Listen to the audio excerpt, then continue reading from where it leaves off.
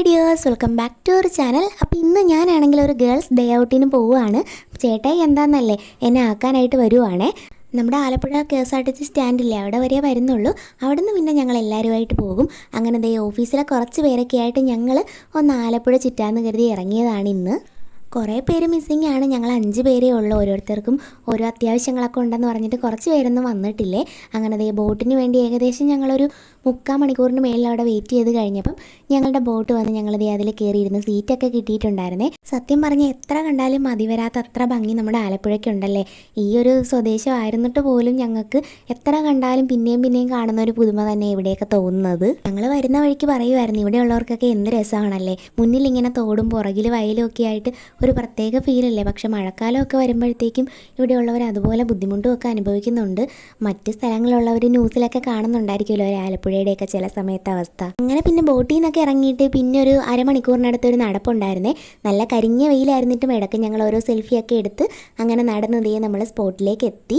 വെയിലൊക്കെ അടിക്കുന്നത് കാരണം വീഡിയോ എടുത്തിട്ട് ആ ഒരു ക്ലിയർനെസ്സും അങ്ങോട്ട് കിട്ടുന്നില്ലായിരുന്നു. അങ്ങനെ നേരെ ഞങ്ങൾ നടന്നത് ഈ ടെർമിനലിൻ്റെ അറ്റത്തെത്തിയേ.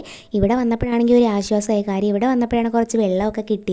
വലിയ കടകളൊന്നുമല്ല, ചെറിയ രീതിക്ക് പിള്ളേരുടെ കളിപ്പാട്ടങ്ങൾ, വെള്ളം, ഐസ്ക്രീം, പിന്നെ അതേ നിറച്ചുപ്പിലിട്ടത്. ഇത് കണ്ടിട്ട് കൊതി വന്നിട്ട് ഞാൻ അതിൽ നിന്നൊരു അരിനെല്ലിക്ക വാങ്ങിച്ചിട്ടുണ്ടായിരുന്നു, ചെറിയ ടിന്ന്.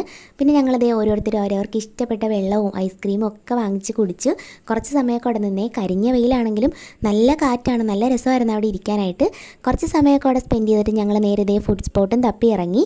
അവസാനം ഞങ്ങളതേ നടന്ന് മീനപ്പള്ളി ഷാപ്പിലാണേ വന്നത്. ഷാപ്പിൻ്റെ ഫ്രണ്ടിൽ നിന്ന് കാണാൻ നല്ല വ്യൂ ആണേ, ഹൗസ് ബോട്ടൊക്കെ പോകുന്നത് കാണാം. അങ്ങനെ ദേ ഞങ്ങൾ ഫുഡൊക്കെ ഓർഡർ ചെയ്തിട്ടുണ്ടായിരുന്നു. കൂട്ടത്തിൽ ഒരു കുപ്പി മധുരക്കള്ളും കൂടെ പറഞ്ഞായിരുന്നേ. ഇതൊക്കെ ഒരു രസമല്ലേ. അങ്ങനെ കപ്പയും മീൻകറി, ബീഫും കക്കാറച്ചിയൊക്കെ ഉണ്ടായിരുന്നു.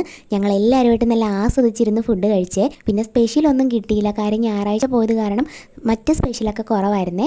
ലാസ്റ്റ് ആയപ്പോൾ ഈ ഒരു മീൻകറി ഞങ്ങൾക്ക് ഫ്രീ കിട്ടിയതാണ് അവിടുന്ന്. പിന്നെ ഞങ്ങൾ എല്ലാവരുമായിട്ട് ആ മധുരക്കള്ളങ്ങ് ചിയേഴ്സ് പറഞ്ഞടിച്ചേ.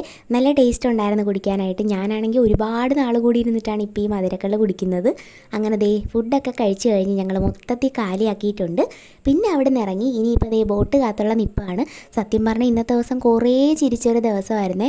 ഡെയിലി ഈ വർക്ക് പ്രഷറും കാര്യങ്ങളും ഒക്കെ ആയിട്ട് ഇന്നത്തെ ദിവസം ഞങ്ങൾക്ക് എന്തോ ഭയങ്കര ഒരു സന്തോഷവും ഒരു ഫ്രീ മൈൻഡൊക്കെ ആയിരുന്നു സത്യം പറഞ്ഞാൽ. കുറേ നേരം ദേ ബോട്ട് വരാൻ വെയിറ്റ് ചെയ്ത് വെള്ളത്തിലൊക്കെ കാലിട്ട് അവിടെ കളിച്ചുകൊണ്ടൊക്കെ ഇരുന്നപ്പം ഞങ്ങളുടെ ബോട്ട് ദേ അവിടെ നിന്ന് വരുന്നുണ്ടായിരുന്നു. ഹോണടിയൊക്കെ കേട്ട് പിന്നെ ഞങ്ങൾ എളുപ്പം എഴുന്നേറ്റ് ചെരുപ്പൊക്കെ ഇട്ട് കയറി ദേ വീട്ടിലേക്കുള്ള പോക്കാണ്.